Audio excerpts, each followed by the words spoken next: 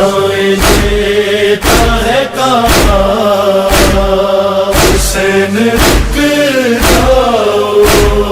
تمہارے پاؤں پکڑتی ہے سرزمین حرم، خدا کے واسطے آگے نہ اب بڑھاؤ قدم، نہ جاؤ جانب کوفہ، حسین رک جاؤ، صدائیں دیتا ہے کعبہ، حسین رک جاؤ۔ کربلا کا ایک سبق ہم کو یہ بھی کہ دیکھو کربلا خالی یہ مسئلہ نہیں کہ تلوار کا مقابلہ کرنا پڑ رہا، کربلا میں فقط یہ سبق نہیں دیا جا رہا کہ تمہیں میدان جنگ میں نکل کے اپنی جان قربان کر دینا پڑ رہی، نہیں، اس سے پہلے کے حالات کو دیکھیے کہ کتنا سخت معاشرتی دباؤ تھا جو کربلا کے مجاہدوں پر، جو کربلا کے شہیدوں پر، جو کربلا کے سپاہیوں پہ قائم کیا جا رہا تھا کہ سارا ماحول خالی یزید کی طاقت سے نہیں ٹکرانا، خالی یزید ہوتا تو شاید اور بھی کچھ لوگ آ جاتے، مگر یزید نہیں بلکہ پورا معاشرہ اس وقت یزید کا ہمنوا بنا ہوا۔ ایک آدمی ایسا ہم کو نظر نہیں آتا جو حسینی اقدام کی تعریف یا تائید کر رہا، ایک خاندان حسین کو چھوڑ کر اور ان منتخب اصحاب امام کو چھوڑ کر جو امام کے لشکر میں شامل ہوئے۔ باقی تاریخ اسلام میں دیکھ لی، بڑے بڑے جلیل و قدر صحابی اور ان کی اولاد وہ تک زمانے کے حالات کو دیکھ کے حسین کو منع کر رہے، حسین کو روک رہے، حسین کے ساتھیوں پہ دباؤ ڈالا جا رہا، کبھی ہمدردی کے پردے میں، کبھی مشورے اور نصیحت کے طور پر میدان کربلا پہنچ کر جو جان قربان کی گئی وہ تو ہے ہی ایک عظیم منزل، مگر اس سے پہلے کی منزل بھی کم نہیں۔ 28 رجب کو حسین مدینے سے نکلتے ہیں اور 8 ذی الحجہ کو حسین مکے کو خدا حافظ کہتے ہیں، اور 2 محرم یعنی بس یہ جو آج کی رات ہے، یہ 2 محرم کی شب سفر میں حسین کی آخری شب تھی، کیونکہ کل کا جو دن آیا تو حسین کربلا پہنچ گئے۔ اس پورے سفر میں مدینے سے مکہ اور مکے سے کربلا سب سے بڑا مسئلہ یہی کہ جو ملتا ہے، جو ملاقات کرتا ہے، جس علاقے سے حسین گزرتے ہیں، جو قافلہ حسینی قافلے کے راستے پہ چلتا، ہر ایک کی زبان پہ ایک ہی جملہ کہ مولا یہ آپ کیا غلطی کرنے جا رہے ہیں، مولا حالات ایسے نہیں ہیں کہ یزید کا مقابلہ کیا جائے۔ قسم قسم کے مشورے، قسم قسم کی نصیحتیں، اصحاب امام کو کربلا کے میدان کی قربانیوں پر تو ہم سلام کرتے ہیں، مگر اتنے بڑے معاشرتی دباؤ کا مقابلہ کرنا یہ بھی اصحاب امام کا ایک بہت بڑا کارنامہ۔ ہاں،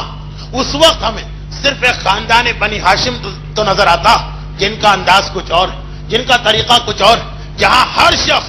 حسین کی ہر بات پر سمینا و اطانا کی منزل پر زیادہ سے زیادہ ایک شخصیت تھی جن کے بارے میں شک ہو سکتا تھا کہ شاید وہ حسین کو کربلا جانے سے روکیں گے، اس لیے کہ خاندان کے مردوں میں اس وقت وہ سب سے بزرگ ہیں جو مکے میں موجود ہیں، اور وہ ہیں عبداللہ ابن جعفر طیار۔ جعفر طیار میرے مولا کے بڑے بھائی، ان کے بیٹے عبداللہ جو عمر کے اعتبار سے اس وقت خاندان بنی ہاشم جو مکے میں لوگ ہیں، مکے والے، ان میں سب سے زیادہ معمر ہے، اور عمر اتنی کہ آنکھوں کی بینائی تقریباً جواب دے چکی، وہ بھی مکے کے اندر موجود ہے۔ زیادہ سے زیادہ ان کے بارے میں یہ سوچا جا سکتا، لیکن عبداللہ ابن جعفر طیار کا جو جملہ تاریخ کے اوراق پر آیا وہ بتا رہا کہ خاندان بنی ہاشم کس طرح سے سارے معاشرے سے مختلف فکر رکھتا تھا، اور یہ جملہ کب ہمارے سامنے آیا؟ بڑی عجیب تاریخ تھی، 8 ذی الحجہ۔ اس مجمع کے اندر مجھے کتنے ہی ایسے چہرے نظر آ رہے ہیں جو حج بیت اللہ کی سعادت کو انجام دے چکے، اور ان سب کو یہ معلوم ہے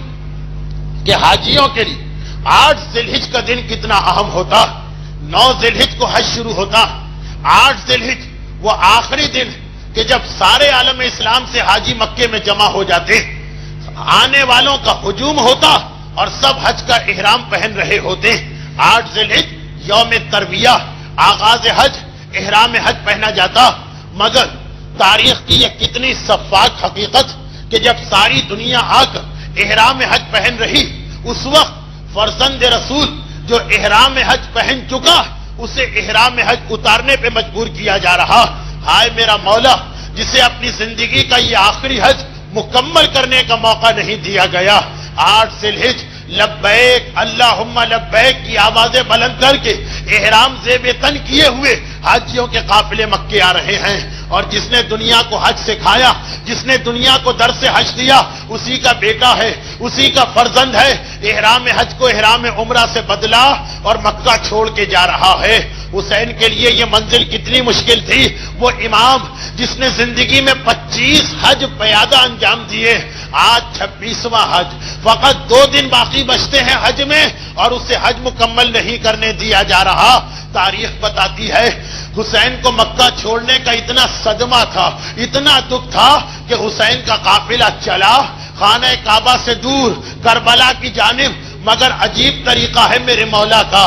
اپنے گھوڑے ذوالجنا پہ سوار ہیں, گھوڑا آگے بڑھ رہا ہے, حسین آگے نہیں دیکھ رہے. حسین گردن کو گھما کے پیچھے خانہ کعبہ کو دیکھ رہے ہیں. جب تک خانہ کعبہ نظر آتا رہا میرے مولا نے آگے کی جانب نگاہ نہ کی, میرے مولا نے اپنی سواری کے راستے کو نہ دیکھا. جب تک کعبے کی آخری جھلک حسین کی آنکھوں کے سامنے رہی میرا مولا گردن گھما گھما کے خانہ کعبہ کو دیکھتا رہا اور یہاں تک کہ وہ منزل آ گئی کہ مکہ اختتام کو پہنچا. حسین رک جاؤ کریں گے جشن کے یوم امیر ہے نزدیک, غریب زغارا نہ جاؤ غدیر ہے نزدیک. پڑھیں گے مل کے قصیدہ حسین رک جاؤ, صدائیں دیتا ہے کعبہ حسین رک